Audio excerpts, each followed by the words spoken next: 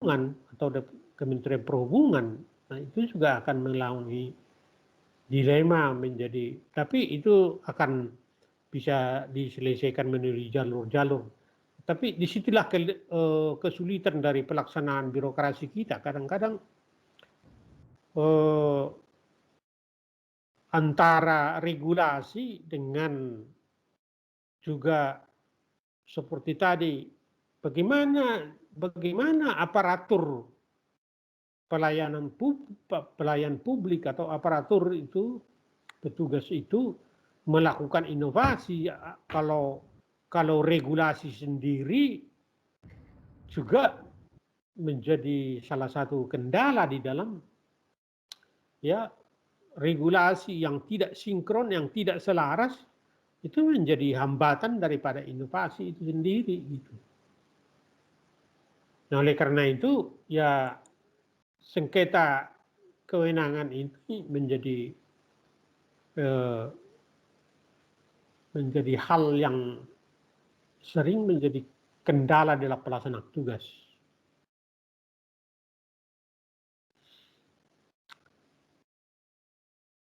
Begitu. Nanti kepada teman-temannya, saya kira itu bisa disampaikan. Nah, itulah hal-hal yang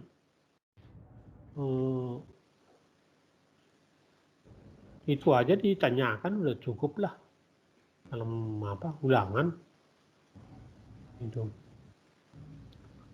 Siapa? Sambil yang habis yang lain tidak ada lagi yang mempresentasikan tugasnya gitu. Nah,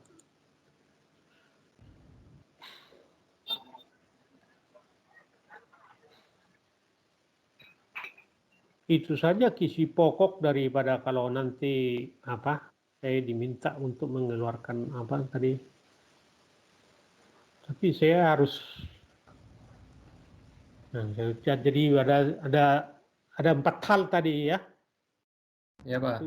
Nah, tadi mungkin Pak Ketua bisa mengulangi apa yang tadi saya sebutkan itu menjadi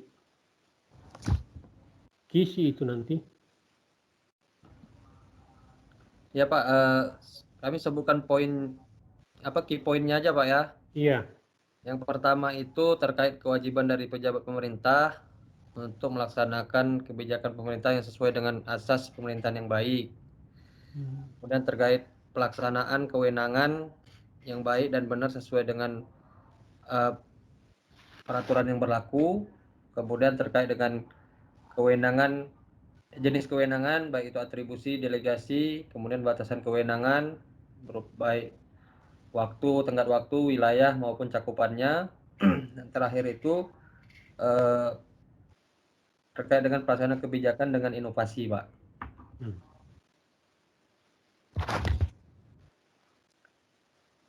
Nah, itulah nanti kira-kira ada lagi tadi poin lain lagi, ada kalau nggak salah ada 4 poin tadi. Ya Pak, nanti kami share ke kawan-kawan Pak. Kami jabarkan satu-satu Pak. Jadi ya, tadi kami nanti, sebutkan key poin besarnya aja Pak. Ya, jadi itu saja yang menjadi menjadi materi pertanyaan dari ulangan nanti. Jadi supaya langsung to the point kan begitu. Ya semua bisa dipelajari, tetapi kalau semua nanti jadi ya fokusnya kira-kira di situlah. Ya kalau semua, tapi kan kalau pelajari semua, jadi siapa mempelajari? Ya memang semua harus dipelajari kan. Tapi supaya nanti apa yang menjadi jawaban daripada para mahasiswa kan bisa langsung mengarah kan gitu. Kan bukan berarti supaya supaya mahasiswa itu diuji bukan supaya tidak bisa kan supaya bisa nah karena itu nanti bahan-bahan dia. Nah kemudian ya nanti kita juga di dalam pertemuan, kalau nggak salah tanggal 8 itu ada pertemuan hukum administrasi dan acara administrasi. Ya. Ya, itu beda apanya. Dan di situ nanti kita, karena yang mempresentasikan tugasnya juga di situ masih baru beberapa orang. Itu. Ya Pak, nanti kami ingatkan Pak. Jadi yang lain nanti supaya itu bisa memberikan tugasnya supaya jangan sama betul, karena itu kan akan diperiksa oleh sekretariat. Jadi jangan sama penjabaran dari tugas di hukum administrasi publik dan birokrasi dengan hukum acara, hukum administrasi dan acara administrasi. Nah, itu beda, gitu. Nah, kita membicarakan hukum administrasi publik ini, kita membicarakan apa yang menjadi kewenangan administrasi, kewenangan daripada pejabat publik. Bagaimana wewenang itu dijalankan, bagaimana larangan penyalahgunaan wewenang itu, kan itu. Jadi kita bicarakan di hukum administrasi publik itu adalah hak dan kewajiban pejabat pemerintahan gitu, dan birokrasi. Itu karena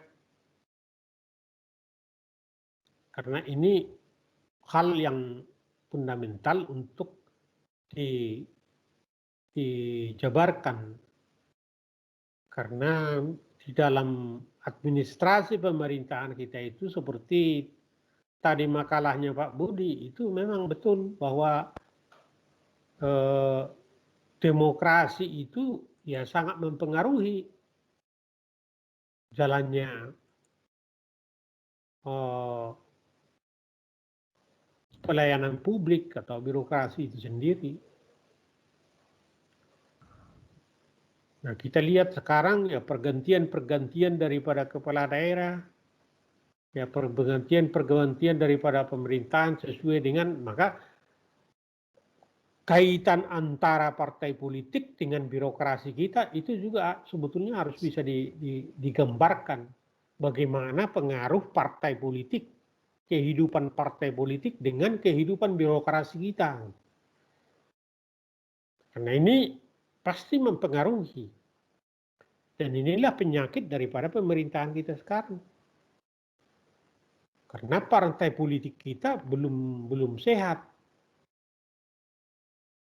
Ya, kehidupan partai politik kita masih perlu dibenahi, karena kalau partai politik di Indonesia ini belum bisa dibenahi, maka dengan demikian juga administrasi pemerintahan dan birokrasi kita juga masih akan dipengaruhi oleh sistem perpolitikan yang ada di lingkungan birokrasi itu sendiri. Maka tidak heran kalau pada masa-masa pemilu juga birokrasi pasti dipengaruhi oleh oligarki yang nantinya juga bisa mempengaruhi kewenangan pemerintahan itu dan juga jalannya administrasi, jalannya pelaksanaan birokrasi. Gitu. Nah, inilah pada kenyataannya hukum administrasi publik yang kita bicarakan ini sering tidak berjalan, kita tidak bisa lihat perjalanan yang nyata di pemerintahan itu, karena di pemerintahan itu tergantung ini masuk kelompok yang mana ini, masuk kelompok pendukung atau apa ini, kan jadi begitu. Jadi artinya itu mempengaruhi. Oleh karena itulah makanya sebetulnya komitmen pimpinan di dalam birokrasi itu sangat mempengaruhi jalannya birokrasi itu sendiri. Begitu juga dengan pemerintahan. Itu.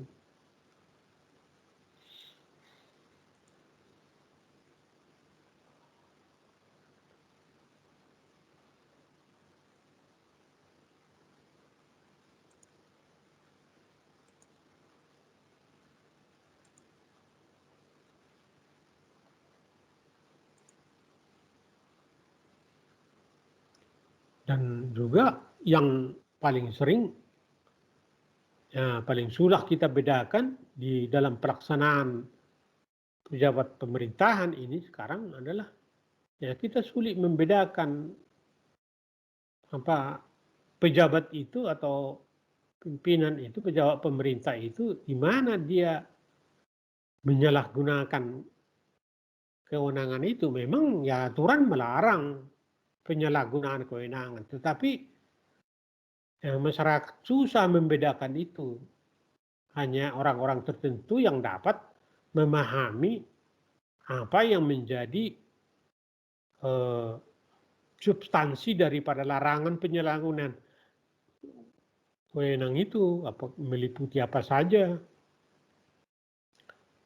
Larangan yang melampaui kewenangan itu yang bagaimana, mencampur adukkan kewenangan itu bagaimana. Makanya di dalam kenyataannya, nah saya sebagai juga praktisi gitu, ya masyarakat susah melihat apa yang menjadi larangan bertindak sewenang-wenang itu yang bagaimana gitu. Nah, hanya pihak-pihak tertentu yang bisa menggunakan. Makanya di dalam setiap penyelenggaraan kewenangan, ya kalau umpamanya bersengketa itu di pengadilan tata usaha negara, ya itu sulit untuk, apalagi kalau masyarakat tidak memahami hukum administrasi itu. Sehingga untuk mempertahankan atau mengadvokasi masyarakat untuk mempergunakan hak-haknya itu juga menjadi suatu kesulitan. Itu.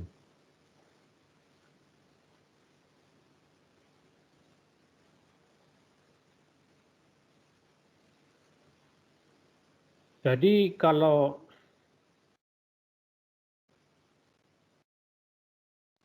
di dalam apa kita ini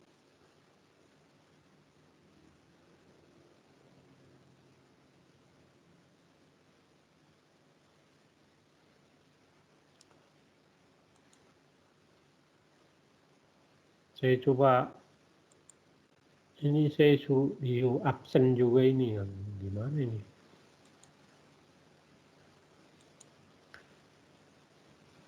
Nah sekarang yang tidak hadir aja dulu, siapa yang kita ketua? Bentar ya, supaya ada catatan saya nanti.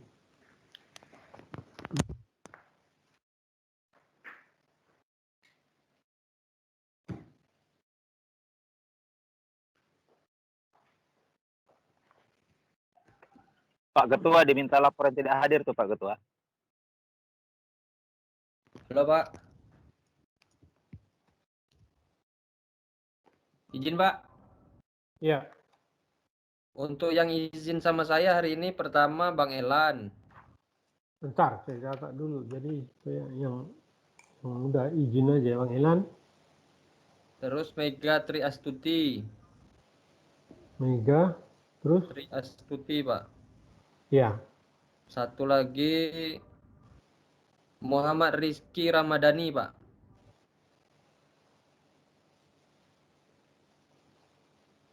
Rizky. Ramadhani. Tadi sebetulnya ada dia ya? Iya, Bentar, Pak, bentar. tapi izin ada dinas, Pak. Terus siapa lagi? Sementara yang WA itu tadi, Pak. 3 aja. Izin Bang Fahmi tadi, Bang. WA tuh. Bang Fahmi ya, Bang Grup. Fahmi, Pak. Fahmi karena Pak ada Fahmi, acara Pak. Nuzul Quran. Dia pengurus kebetulan Nuzul Quran, Pak. Oh. Fahmi. Terus? Terus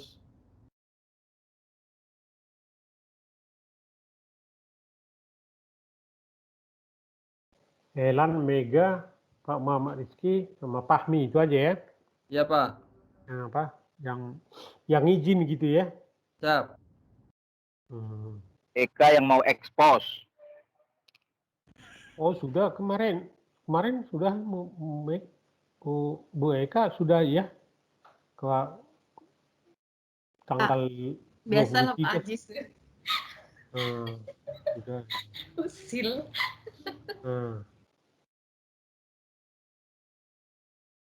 Nah yang mau Pak Senopati juga sudah kemarin, Pak Purnomo sudah. Ya Bapak, terima kasih Bapak. Pak siapa? Enggak. Pak Siregar yang belum. Ya. Pak Siregar mana? Zulirdan. Pak Siregar nanti kalau Pak Siregar ada ya? Siregar nanti kalau umpamanya tugasnya udah dikirim atau bagaimana Pak Siregar? Yang kebijakan publik, Pak.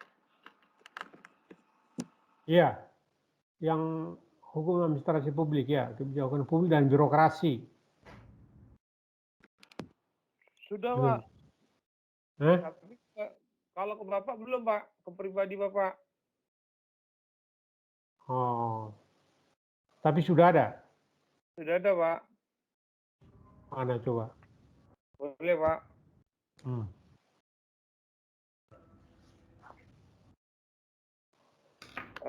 Mohon izin ya, Pak. Iya.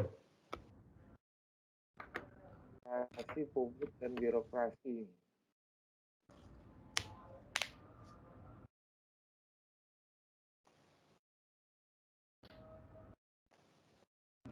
Kakak ada? Kami coba sedikit Pak mengenai kebijakan publik yang dikaitkan dengan pandemi COVID, Pak. Bisa, Pak? Ya, judulnya apa? Judulnya? Judulnya kebijakan publik dikaitkan dengan pandemi COVID-19, Pak. Oke, silakan. Gimana? Coba Pak, latar belakangnya pandemi COVID-19 yang terjadi di seluruh dunia mulai awal Desember 2019 membuat semua negara mengalami gagap. Namun banyak negara yang berhasil melawan pandemi tersebut dengan kebijakan publik yang tepat. Sayangnya Indonesia termasuk negara yang tidak hanya gagap namun juga terlambat dalam mengantisipasi serta menangani COVID-19.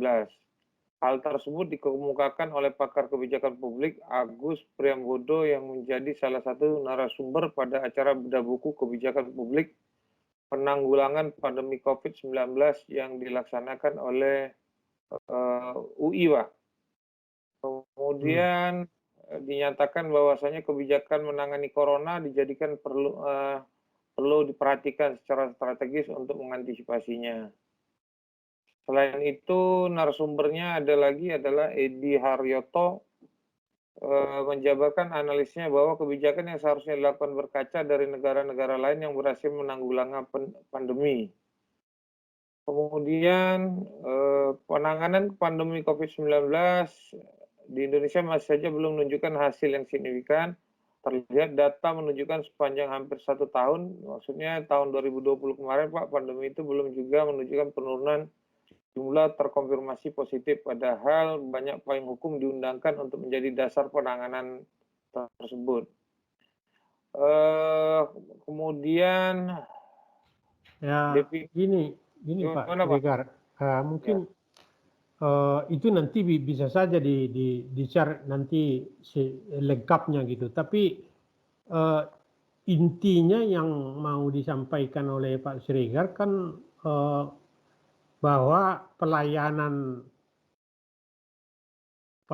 daripada pemerintah dalam soal kebijakan pandemi COVID ini masih belum baik, kira-kira begitu intinya. Iya, benar Pak, masih belum Pak. Saya kira di mana pemerintahan di dunia ini yang baik Contohnya Pak, pelayanannya. Nah, mungkin ini kita kaitkan dengan tingkat ekonomi Pak, perekonomian negara Pak. Kalau kita kasih contoh yang kemarin yang kita dapat kami bacakan Pak, itu yang terdekat adalah negara Singapura Pak. Yang terjadi penurunan yang sangat drastis dalam penanganan COVID-19 Pak. nah kalau Cuman itu dibarengi dengan tingkat ekonomi yang kuat Pak. dan juga warganya kan begitu kan. Benar Kalau Pak. ya warganya Singapura itu lebih sedikit daripada warga DKI kan. Jadi gimana ngaturnya gitu kan? Kalau itu negara, kalau dibandingkan DKI, ya susah membandingkannya, agak susah ke situ kan? Jadi persoalannya memang bahwa kita tidak mengatakan bahwa pemerintahan kita sudah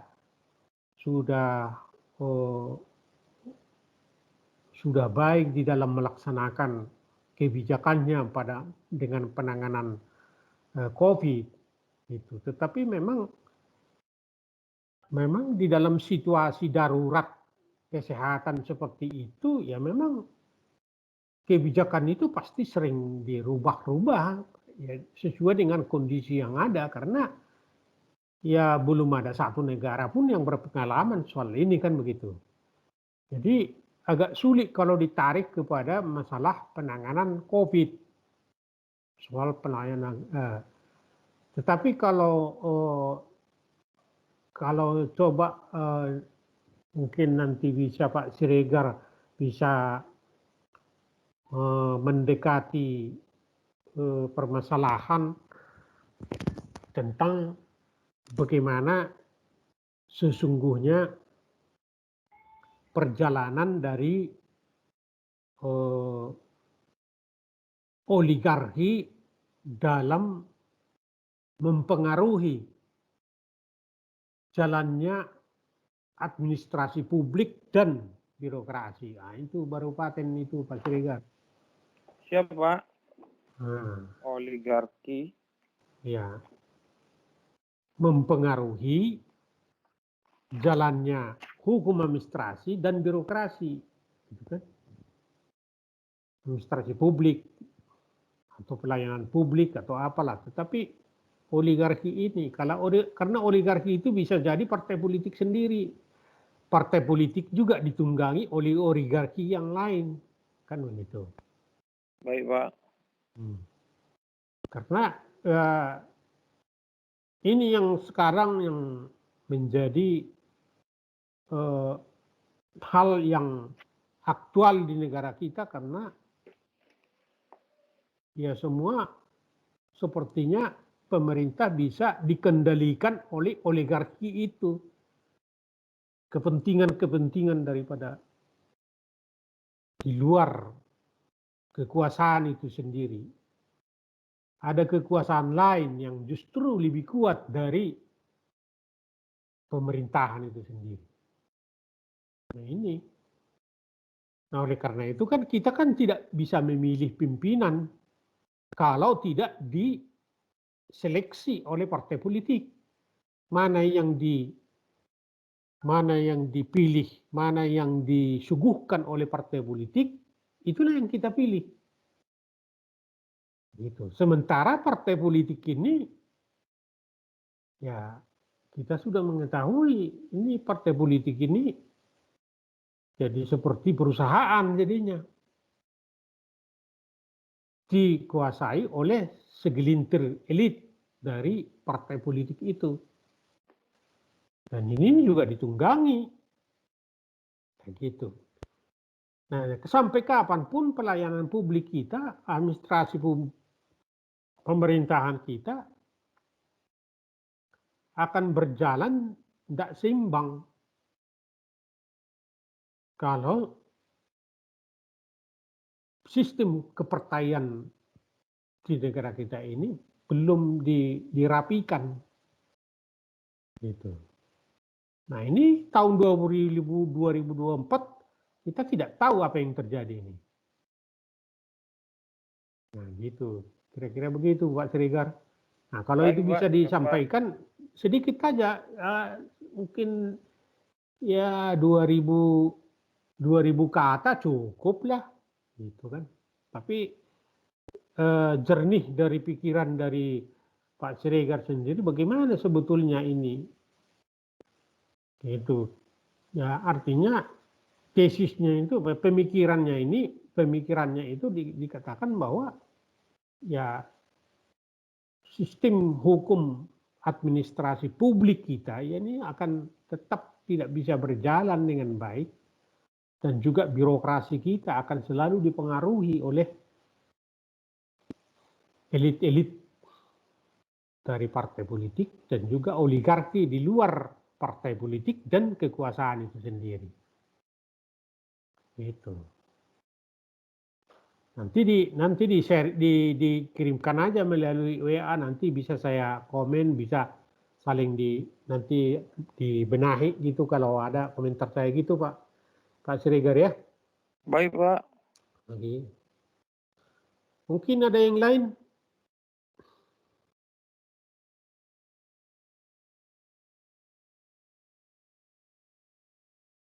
Nah, ada ya. Izin Pak. Izin Bapak. Siap, Pak Haji. Pak. Ya, Pak Haji. Pak Senopati dulu. Pak Senopati, ya. Ya, kalau Pak Aziz mau duluan, mohon izin. Oh, kalau Pak Waka udah nyerahkan, kita duluan. Jadi Lanjut. Bapak izin, ini terkait dengan pandemi COVID lah ya di negeri ini kan. Kami artinya dari sistem asas umum pemerintahan baik atau pelaksanaan wewenang pemerintahan, menurut kami Pak, menurut saya lah, ada yang kami rasa ganjil juga, artinya bahwa COVID ini kan masalah kesehatan Pak, masalah kesehatan. Tetapi yang kami lihat pejabat-pejabat berwenang yang menangani COVID ini, artinya kan contoh di pusat, BNPB, tentara misalnya Pak, kan gitu Pak.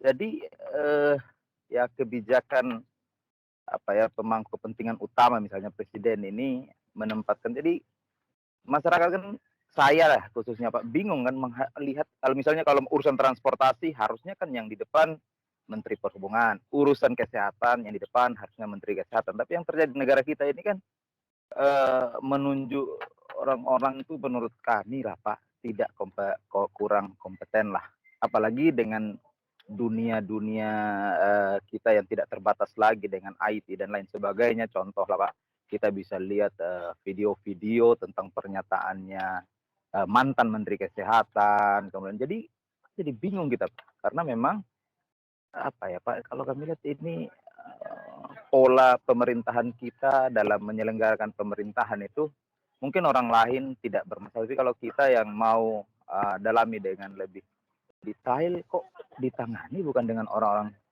yang memang bidangnya, intinya begitu Bapak. Sama sampai juga di daerah gugus tugas COVID dan lain sebagainya itu, sekda akhirnya hari-harinya habis waktunya ngurus COVID, dan di luar lagi tugas dia yang segitu banyak. Pemerintahan hari ini semua disibukkan dengan COVID. Padahal kan ada bidangnya yang mungkin harusnya kalau kita mau bicara tentang asas pemerintahan yang baik, maka menempatkan tugas orang yang bertugas itu harusnya juga sesuai dengan ini nih. Hari ini maaf Pak, terlalu banyak campur. Akhirnya kita juga jadi bingung lah di negara kita ini. Padahal menurut kami kalau baca Undang-Undang Administrasi Pemerintahan yang dilahirkan oleh pemerintah dan DPR 30 2012, itu kita punya guidance yang sangat jelas kan begitu Pak. Tapi ya itu kembali lagi Bapak tadi sudah sampaikan, kita di sistem kepartean juga memang sudah seperti itu. Akhirnya suka tidak suka negara kita sangat dipengaruhi oleh kehidupan politik dan partai politik. Ya kita seperti inilah hari ini. Jadi itu aja Pak, mungkin kita dalam sisi aturan regulasi itu sudah baik, tapi pelaksanaan penjabarannya kami rasa mungkin masih perlu pembenahan. Mungkin demokrasi di Amerika juga perlu beratus tahun baru baik, kita juga akan menuju ke sana mungkin. Kira-kira gitu Pak Dokter. Ya, ya, memang ya itulah persoalannya. Persoalan kita kan pada tataran pelaksanaan. Aturan itu dibuat sebagai landasan untuk melaksanakan kebijakan, itu seharusnya gitu. Tapi kan yang kita lihat di dalam prakteknya itu sulit. Makanya ini yang kita bahas ini sering tidak menjadi populer gitu. Tidak antusias. Apa yang kita bicarakan ini hanya jadi kayak membicarakan Pancasila gitu. Ya, membicarakan hukum administrasi publik, hukum administrasi itu jadi kayak membicarakan Pancasila ya makin dibicarakan makin ngelantur gitu. Ya, makin enggak bisa. Ini karena ini bahasan kita ini nggak bisa dipegang. Gitu. Ya kita melihat sistem pemerintahan kita ini diatur oleh apa sesungguhnya. Gitu. Apa sesungguhnya yang mengatur jalannya pemerintahan ini? Karena yang kita lihat adalah ya ada kelompok-kelompok kepentingan yang justru yang membuat sesuatu di mana aparatur pemerintah itu justru tertarik kepada kepentingan-kepentingan itu gitu. Bahkan sering makanya kalau tadi ya sistem inovasi jadi sebetulnya aparatur itu terlalu banyak dibebani oleh kewajiban, tetapi sementara jaminan mereka sendiri itu nggak jelas, tergantung siapa pimpinannya. Apalagi kalau pimpinannya sudah nggak membela dia, hancur udah di birokrasi. Jadi teori-teori yang kita bahas atau regulasi-regulasi yang kita bahas sering tidak sepadan dengan apa yang kita lihat di depan mata gitu. Loh kok begini? Gitu. Ya sekarang kan sekda, makanya memilih sekda itu bisa urusannya bisa mutar-mutar di situ, itu urusan politik ya. Karena kalau sempat sekda tidak selaras dengan pimpinan, nah sedangkan pimpinan aja antara kalau sudah berbeda paham atau bahkan pecah kongsi, nah di sini aparatur akan kerepotan udah. Akan kerepotan. Jadi lalu kita membicarakan di sini sesuai dengan hukum administrasi terhadap situasi yang sudah menuju kepada ya perpisahan tidak selaras lagi apa yang kita bicarakan ini dengan kenyataan gitu. Ya, sebentar lagi sudah 2024. Mungkin ya efektif kondusif ini paling-paling sampai 2022. 2023 hegemoni dari politik maju lagi. Nah, di sini aparatur pemerintah atau administrasi pemerintahan kalau tidak dijalankan dengan sistem itu sendiri, maka memang sulit untuk melakukan. Makanya sekarang ya pimpinan yang ada sekarang juga karena kan bukan budaya kita, bukan kultur birokrasi kita untuk dapat memberikan saran kepada pimpinan langsung begini Pak, ini keliru, ini sebegini. Oh, ini tidak ada begitu. Datang udah 10 meter aja udah minggir semua. Nggak ada, apalagi soal koordinasi itu sudah paling parah di kita. Jadi kalau kita sekarang membicarakan merit system katanya, itu kan jauh panggang dari api kan. Kita membicarakan ini sesuai dengan ini memang agak sulit. Makanya ya pagar-pagar tadi seperti yang dikatakan oleh Pak Ajis ya memang ya sulit untuk, tetapi patokan kita adalah regulasi daripada kebijakan itu sendiri diterbitkan. Hanya itu patokannya, sesuai dengan ini. Nah, kalau kita menyimpang daripada situ, ya nanti sudah. Karena kita kadang-kadang juga melihat, ini sebetulnya yang berjalan di negara ini apa sebetulnya? Kan begitu. Ya contohlah seperti tadi yang dijelaskan mantan Menteri Kesehatan. Kok tiba-tiba ada vaksin Nusantara? Waktu dia Menteri Kesehatan selalu diminta mana ini supaya ini, begitu lengser jadi Menteri Kesehatan langsung muncul vaksin. Nah begitu muncul vaksin dia harus diikuti lagi. Pokoknya apa kata timnya, pokoknya harus diikuti. BPOM harus turut sama dia. Nah. Jadi memang betul di situ ini kepentingan apa, tapi kalau seandainya posisi BPOM adalah kita sendiri kan terjepit. Kalau umpamanya memberikan prosedur yang salah terhadap sesuatu yang tidak sesuai dengan jalur, kan tahapan-tahapan uji itu kan ada gitu. Lalu sekarang akhirnya ada berbondong-bondong anggota DPR tiba-tiba mau disuntikin dengan vaksin Nusantara yang belum terverifikasi. Kan ini juga ini tidak baik dalam pelaksanaan birokrasi kita sendiri. Lalu yang jalan aturan atau apa? Nah, ini agak dilematis. Jadi, nah begitulah sampai itu contoh-contoh yang gamblang.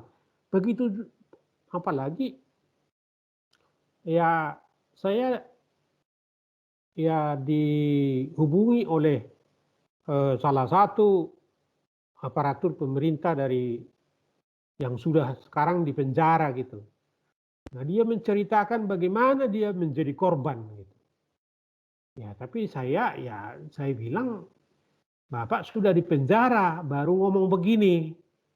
Jadi itu semua ya namanya omongan orang di penjara siapa yang mau dengar? Nah, itu orang dari penjara. Saya ditekan di sini, tekan di sini. Nah, begitulah orang akhirnya dia juga yang salah, dia yang jadi korban begini. Jadi yang masuk di penjara itu selalu orang yang dikorbankan gitu. Oleh sistem birokrasi itu sendiri itu. Ini anehnya. Setelah di penjara baru ngomong. Nah, sebelumnya mana ada yang berani. Nah, kan begitu. Jadi kita tidak pada posisi untuk dan makanya kita sekarang ya beginilah budaya birokrasi kita yang ada. Jadi kalau kita membicarakan sistem yang ada di dalam regulasi memang seringkali menjadi sulit, seperti yang dikatakan oleh Pak Aziz itu. Saya kira demikian Pak Aziz. Ini Pak Senopati tadi. Pak Waka, Pak Seno. Siap. Terima kasih Ya. Pak Aziz. Terima kasih Pak Dokter. Ya. Mohon izin Bapak. Ini cuma menjadi diskusi saja, bukan menjadi bahan pertanyaan. Dalam hal kaitan terhadap materi kuliah ini terkait hukum administrasi publik dan birokrasi ini, tadi Bapak Dokter juga menyampaikan kepada kami terkait kebijakan. Di dalam hal kebijakan ini terdiri dari wewenang dan diatur oleh undang-undang. Mohon izin Bapak Dokter, dalam hal ini saya hanya menyambut dari beberapa pertanyaan masyarakat saja kaitan terhadap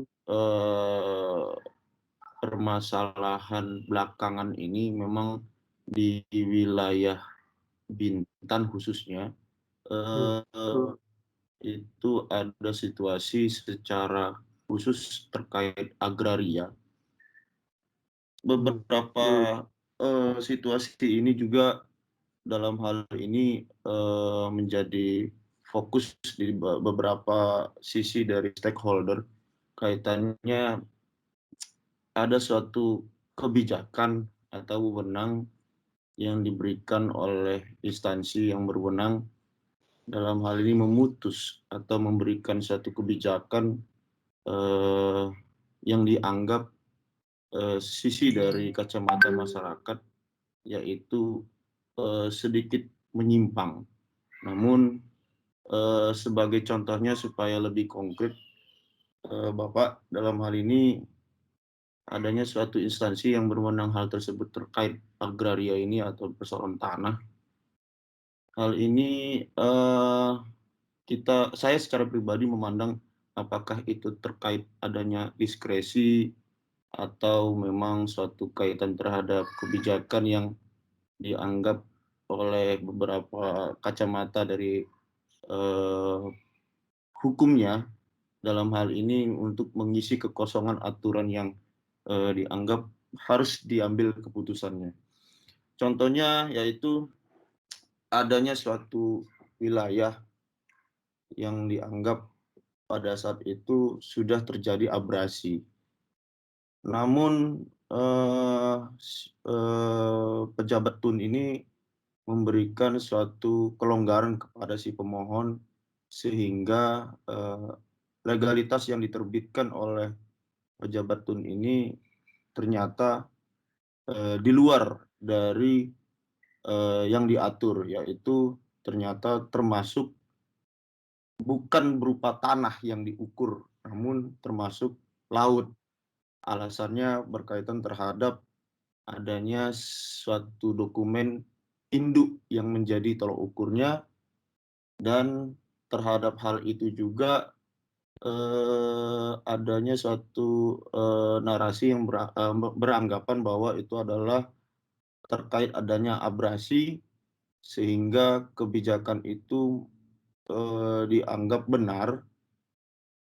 Dalam hal ini secara logikanya, untuk logika berpikirnya adalah untuk dalam hal kaitan yang bukan berbentuk tanah lagi, itu tidak layak untuk disertifikasi. Nah, ini Pak Dokter, mudah-mudahan menjadi pencerahan apakah dari kacamata Bapak dalam hal ini itu merupakan satu sisi penyalahgunaan wewenang yang sisi dari hukum administrasi, atau ada sisi tersentuhnya suatu sedikit dari sisi kacamata, yaitu adanya pidana di situ, Bapak Dokter.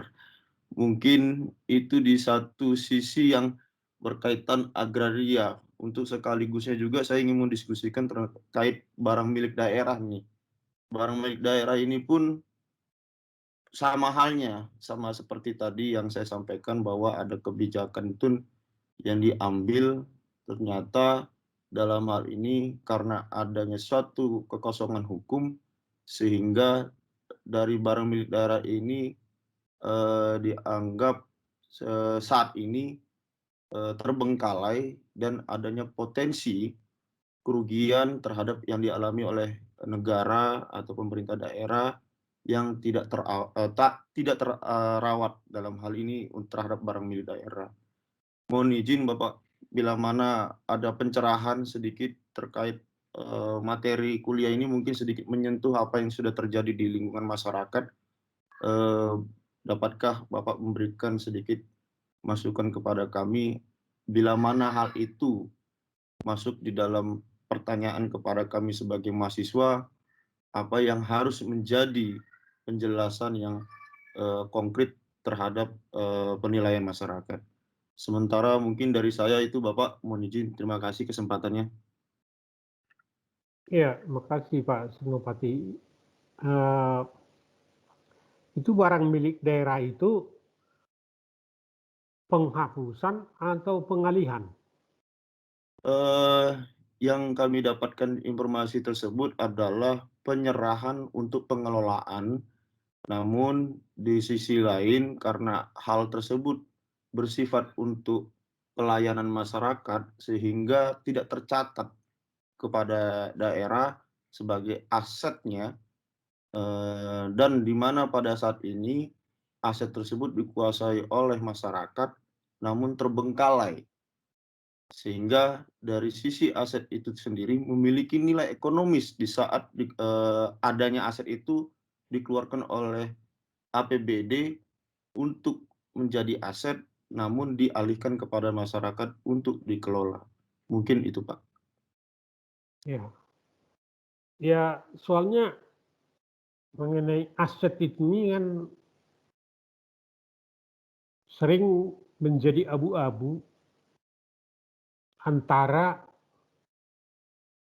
penghapusan menjadi aset dengan pengalihan aset. Itu. Jadi Ya, Pak. ini ya tentunya masih banyak ketentuan-ketentuan yang terkait dengan ini, tapi harus dibedakan penghapusan dengan pengalihan. Dan ini mana yang duluan harus karena ini erat kaitannya nanti akhirnya bisa jadi masalah. Karena dihapuskan dulu baru dialihkan atau beralih maka menjadi hapus. Nah, ini saya secara teknis tentunya kan harus melihat, ya kita harus melihat dokumennya. Jadi tetapi tidak boleh aset pemerintah karena itu kan aset negara, barang milik negara. Jadi kalau umpamanya dialihkan, dasar peralihannya itu apa? Apakah dialihkan karena dasarnya adalah penggunaan atau dialihkan karena sudah dihapuskan, sudah dihanguskan atau bagaimana gitu. Itu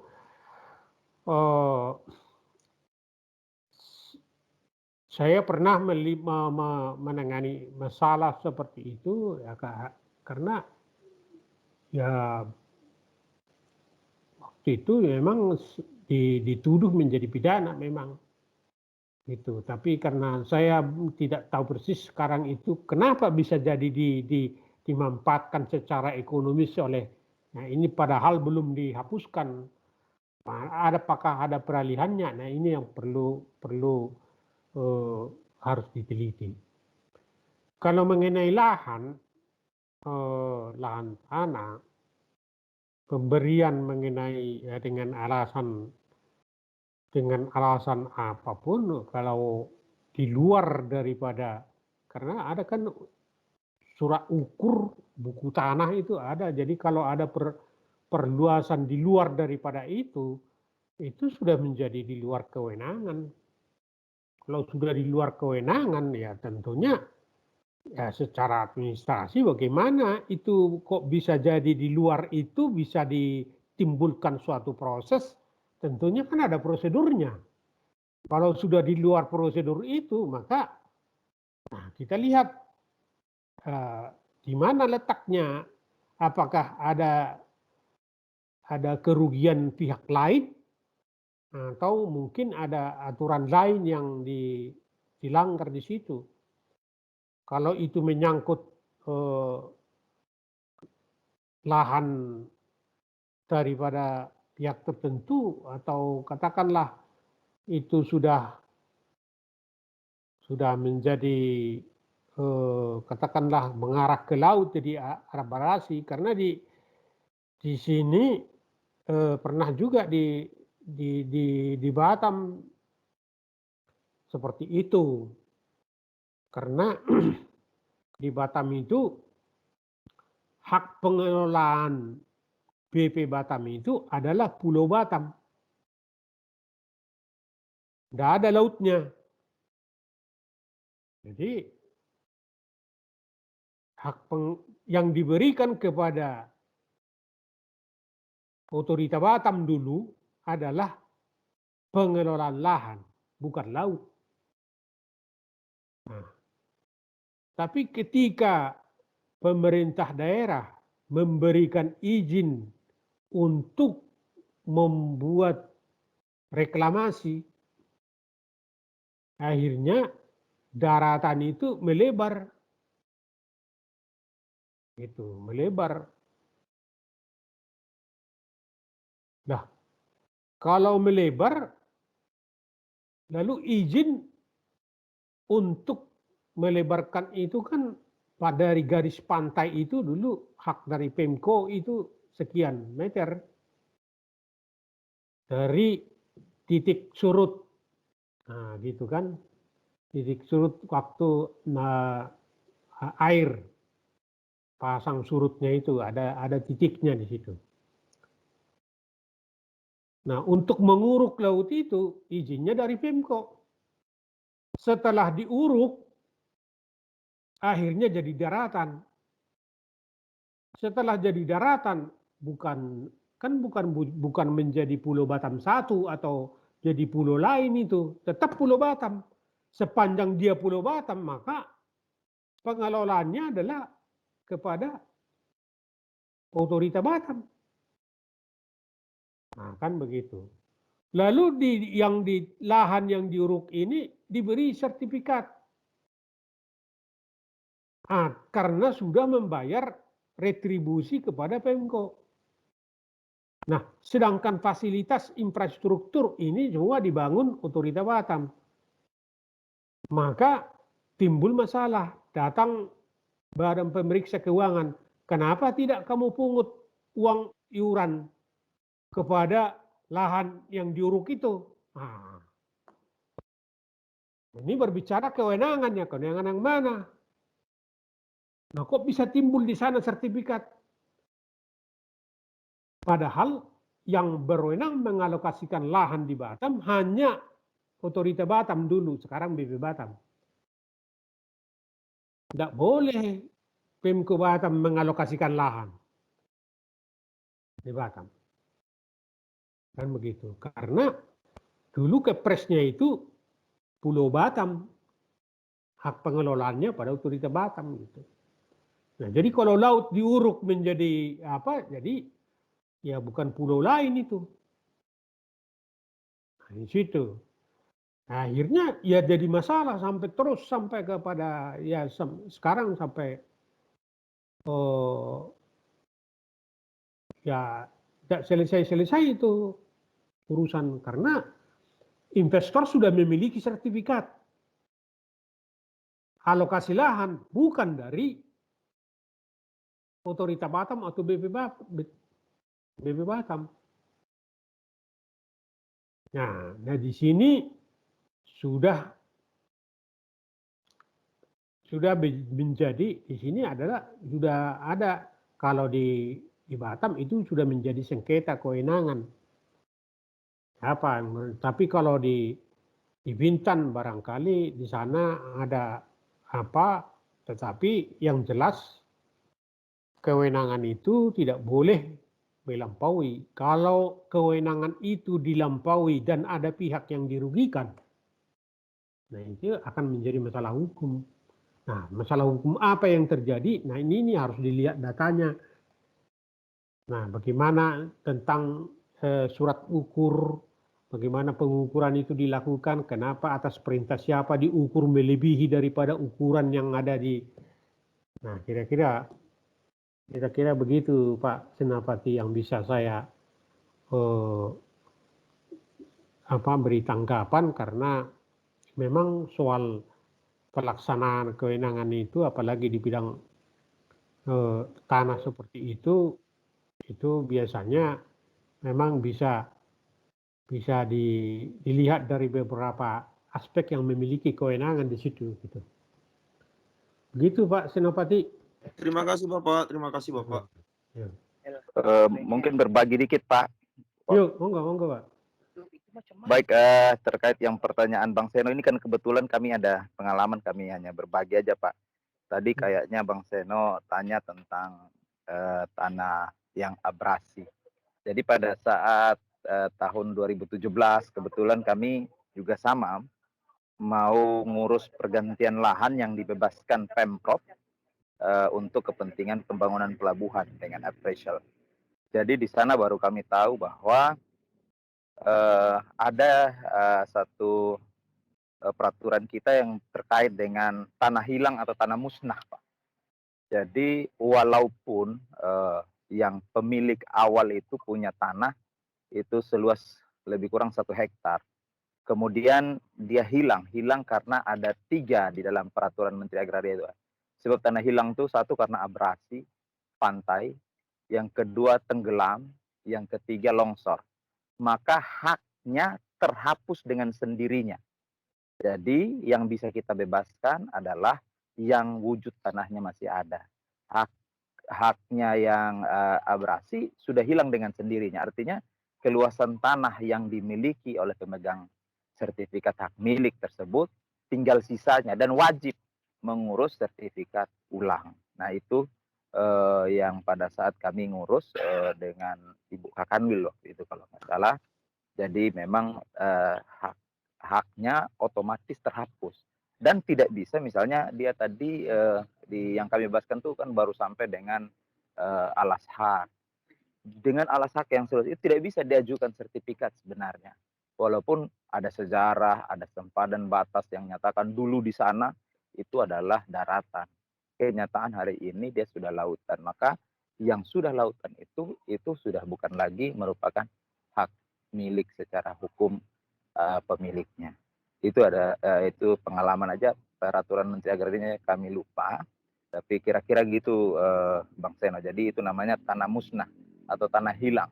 Tidak bisa diberikan sertifikat sesuai dengan ukuran yang dahulu. Kira-kira gitu Pak Dokter, pengalaman aja. Ya. Baik, terima kasih Pak Ajis. Nah, mungkin ada yang lain?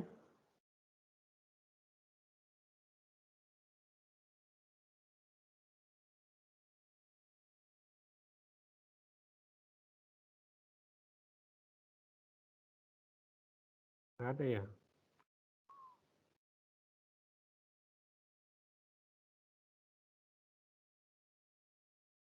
Ya, jadi tadi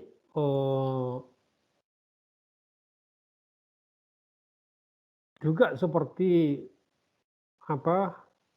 masalah dompak juga sampai sekarang itu nggak selesai karena di sana juga ada banyak hal yang sampai sekarang menjadi tersendat. Itu juga ya koordinasi daripada pelaksanaan wewenang yang tidak bisa gitu. Makanya apa yang kita bahas di dalam masalah hukum administrasi publik ini dengan kenyataan bahwa seperti masalah dompak tidak kelar karena memang ya di sana unsur ya kita tidak bisa mengatakan bahwa itu disengaja seperti itu, tetapi pada kenyataannya bahwa Dompak itu tidak bisa dilanjutkan karena memang ya di dalam melakukannya itu memang sudah nggak sesuai dengan prosedurnya gitu. Ya itulah kadang-kadang di dalam pelaksanaan daripada kewenangan itu tidak memikirkan jauh ke depan sehingga apa yang menjadi sekarang dompak itu saya tidak tahu apakah itu sudah selesai atau bagaimana, tapi yang jelas itu masih dalam masalah itu sampai sekarang.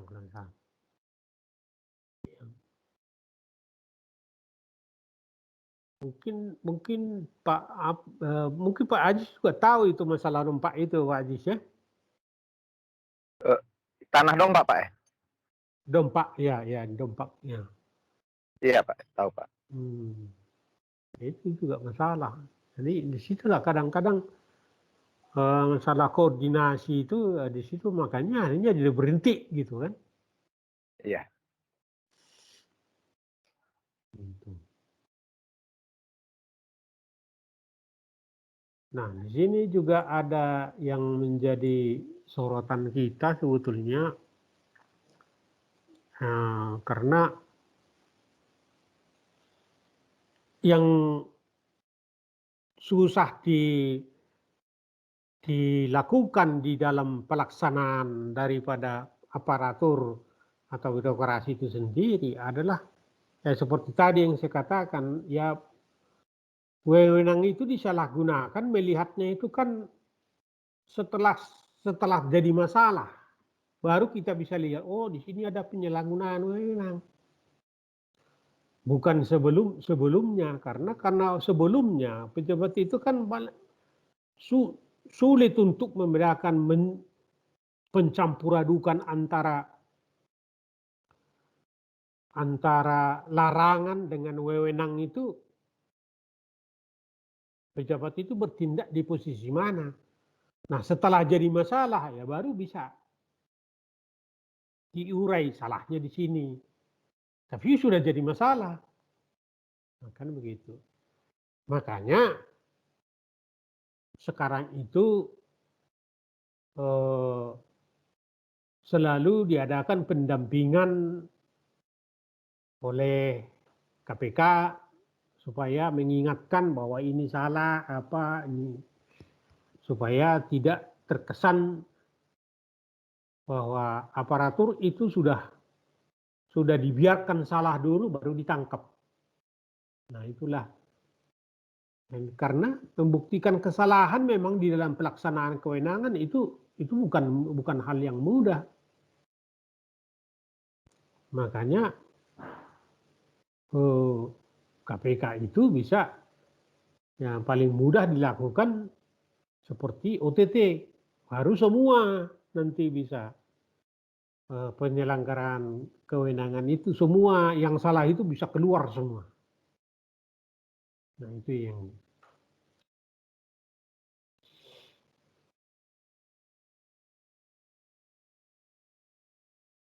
oke. Kalau tidak ada lagi yang mau disampaikan atau yang mau didiskusikan karena kebetulan yang telah mengirimkan tugasnya kepada saya juga tadi seperti kepada Pak Elan, Pak Mega juga sudah saya langsung berikan komentar. Jadi bisa saja nanti yang belum dan masih mau mengirimkan nanti tentunya akan saya kirimkan komentar bila ada hal-hal yang perlu ditambahkan. Tadi mengenai kisi-kisi atau garis-garis besar yang menjadi ujian nanti, saya kira disitulah ruang lingkupnya. Nah, kalaupun nanti ya ujiannya biasanya ya open book saja atau dibawa bisa nanti dicari sistematika jawabannya itu.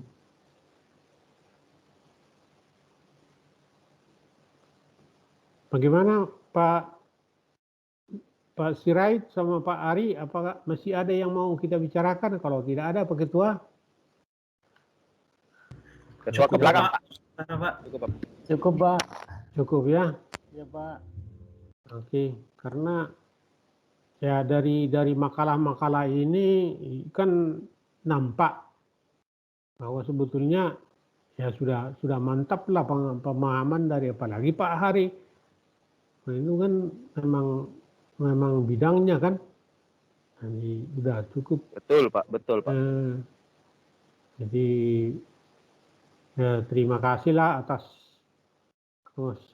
kebersamaan kita selama beberapa kali pertemuan di bidang hukum administrasi publik ini dan birokrasi. Ya tentunya banyak kekurangannya karena ya, hal ini memang tidak mudah untuk kita langsung melihat persoalan antara kenyataan dengan teori regulasi apa yang diatur. Oke, kalau begitu kita akhiri pertemuan kita di sini. Terima kasih. Kalau ada kekurangan ya nanti di bulan yang penuh rahmat ini, mohon maaf lahir batin lah. Di dalam Sama-sama, Pak. itu, Sama, Pak. itu. Sehat Oke. selalu, Bapak. Yuk sama-sama. Oke, saya izin. Makasih, Pak. Makasih, Pak. Selamat Oke, malam. Terima kasih. Malam. Terima kasih, Bapak. Saya izin live ya. Ya, Terima Pak. kasih, Sama, Pak. Pak.